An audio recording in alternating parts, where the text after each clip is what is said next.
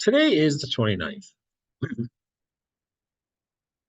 It is totally crazy that it is the 29th. Yeah, like I don't know how this happened. So we're going to continue on with the lesson from Thursday, which I know it kind of felt like the lesson was done, but it kind of was. But I left part of it out on purpose. And so these are, I think we're going to call these like reverse factors. I'm just making that up, but I think when you see it, you'll be like, hey, that was actually a pretty good name for that. So sometimes in math, when you try to do what we learned on Thursday, this will be a very short lecture, by the way, it's like 10 minutes tops.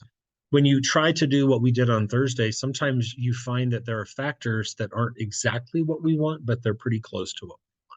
So I have three examples to show you, and then I do have a new paper assignment for you.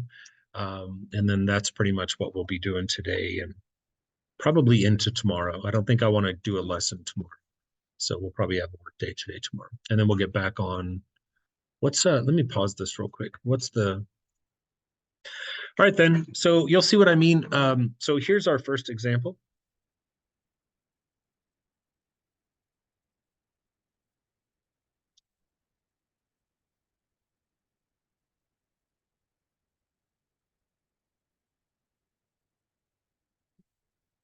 Like if you were here Thursday, then you get the idea that what we're trying to do is simplify this completely.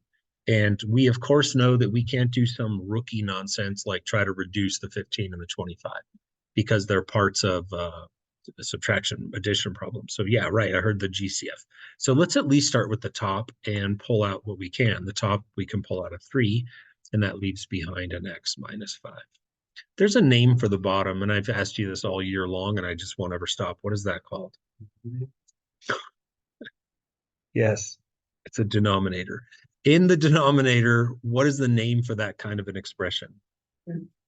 It's a difference of two squares. That's what it is. It's a difference of squares. And we recognize it because 25 is 5 squared and x squared is, well, x squared. So when we factor down the bottom, it factors into 5 plus x times 5 minus x. And we're not used to our differences of squares being sort of backwardsy like that, but it is, it is what it is. Subtraction, you don't get to just flip it around without paying a toll. Then that's what you're going to learn today is what is the fee or the toll. Yes, Tristan? They do not cancel. And I would tell you that it's easy to think that there's a couple things with minuses and x's and fives and that I should cancel them out. So if you're sleeping, don't. If you're daydreaming, don't. I'm with Tristan on this one where I want to cancel out the x minus 5, but the other one is not an x minus 5, it's a 5 minus x. So today you're going to learn the fine art of reversing a factor. Listen, if it's addition, no one cares. Like 5 plus x can be x plus 5 all day long, backwards, forwards, backwards, forwards. It's called the commutative property. Subtraction does not have a commutative property. You all know that 3 minus 10 is not the same as 10 minus 3. Therefore, subtraction is not like that. However, in math, there's a little magic trick that we can use. And what it is pulling out a negative sign. If you think about it, like if I gave you -1 and I asked you to multiply it by 4 minus x, what's -1 times 4? -4. What's -1 times x? Positive x. And if I reverse those now because it's addition, I could write it as x minus 4. And look, poof, how dope is that? I just took a subtraction factor, and by pulling out a negative, I was able to flip it backwards to become x minus 4. You can do this anytime you have a factor that is a subtraction factor with the things in the wrong order. So if I had like 10 minus x and I go, no, I don't want you to be like that, I would pull a negative out of it. And what would it become? X minus 10. It stays subtraction, but it reverses order. Let's practice again. That was a little bit rough. How about 5 minus 2x? Reverse it. What would it be? Pull out a negative, and what would it be? Correct. We can do this all day. Anytime you want to reverse a subtraction, you pull out a negative, and then poof, the toll, the fee is paid. Okay, so back then to our example. We look at the bottom and we say to ourselves, I'm really tempted to cancel, but I can't yet because 5 minus x has dug in his heels. Well, what do? we pull out a negative. And so like further than this, I'm going to leave the top alone. It's going to be 3 times x minus 5. But the bottom, what I'm going to do is I'm going to filter the negative all the way out to the front. The negative is just going to swim his way all the way to the left. And the 5 plus x can stay as 5 plus x, or 5x plus 5. It doesn't matter. But the magic is that the purple one switches. By getting that negative out, I was able to switch the purple one. And now, Tristan, you can cancel these because they are identical. Subtractions have to be exact in order to be able to cancel. So my final answer in a problem like this would be negative 3 over 5 plus x, x plus 5, whatever you're more comfortable with. Again, addition gives no hoots. Okay. Does that make any sense at all? All right, let's practice that skill again. X squared plus 2x minus 24 over 4 minus x. Let's start with factoring the top. What's the top going to factor down into?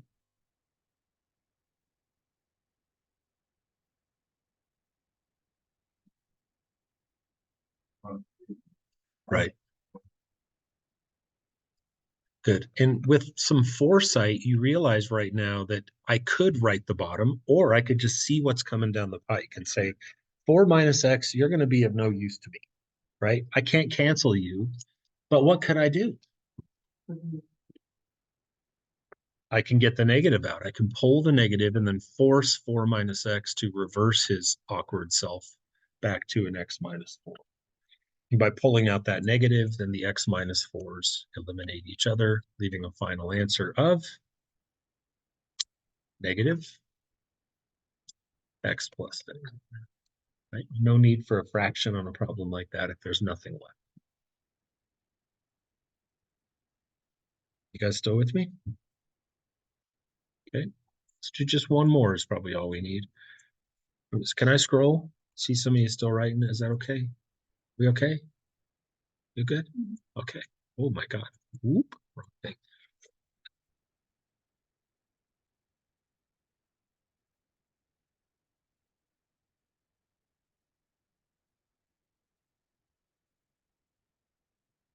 What do we do?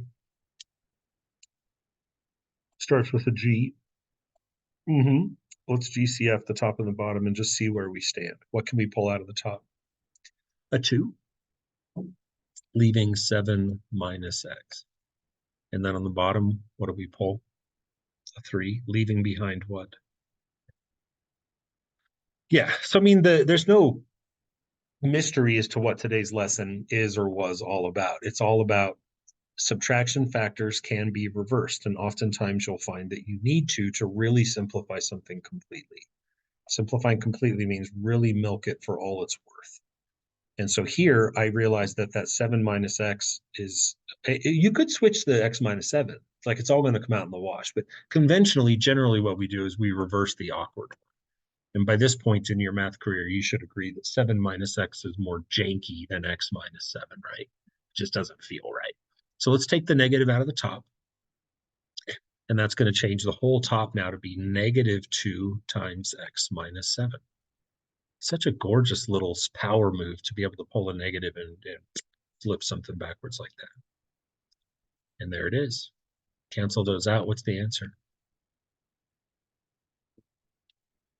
Like that. All right. Any questions about that?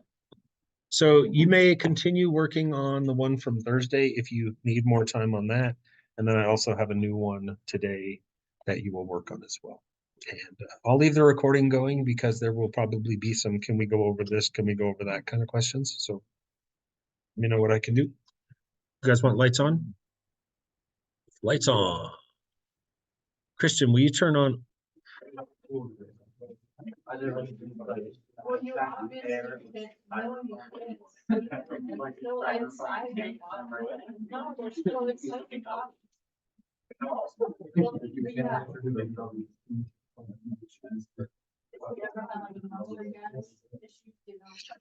So right away, you get 4 problems that they're really easy, but I figured that you probably well, at least one of you would want to ask. So when it's a monomial divided by a monomial like this, it's really just one big glorified fraction reduction, right? There's no like factoring per se.